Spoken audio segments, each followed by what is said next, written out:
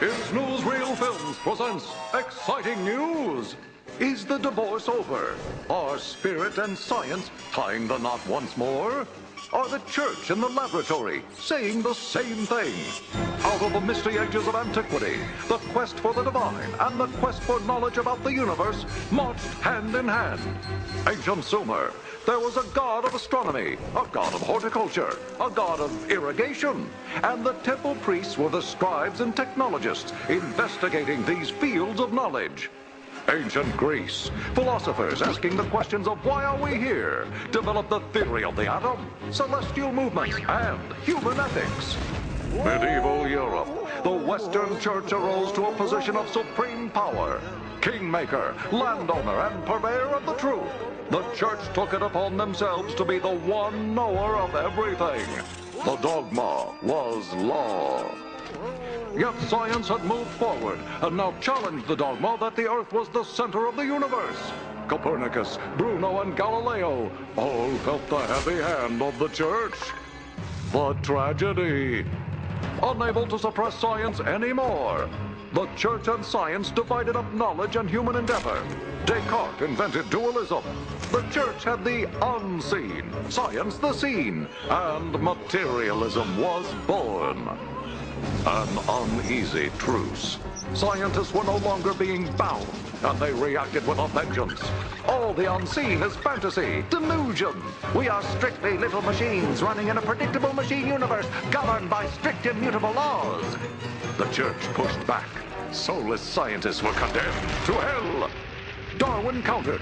The creator is nothing, nowhere. We are random mutations, simply a carrier of TNA's relentless quest for more in a meaningless universe.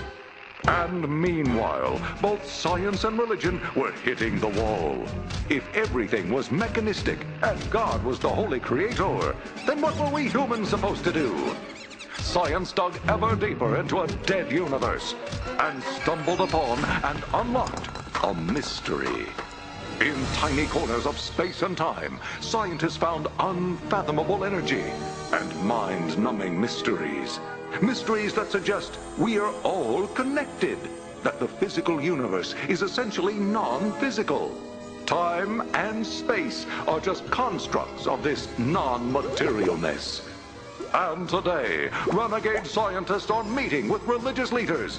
Conferences pushing forward a meeting of science and spirit are springing up.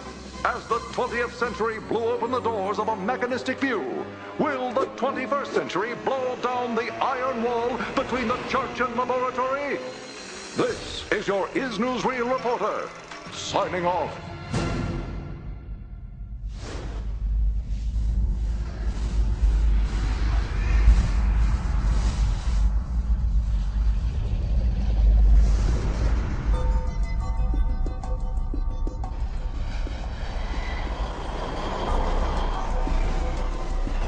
The rabbit hole and how deep and how far we want to go is really how much do you want to discover about your true nature?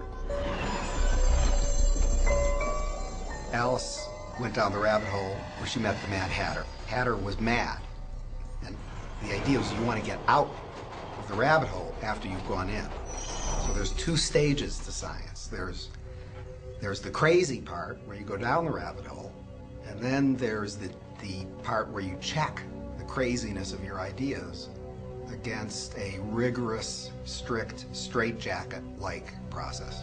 I think the interesting thing about science, the interesting thing about physics, is that it is a genuinely new and novel way of trying to come to grips with the world.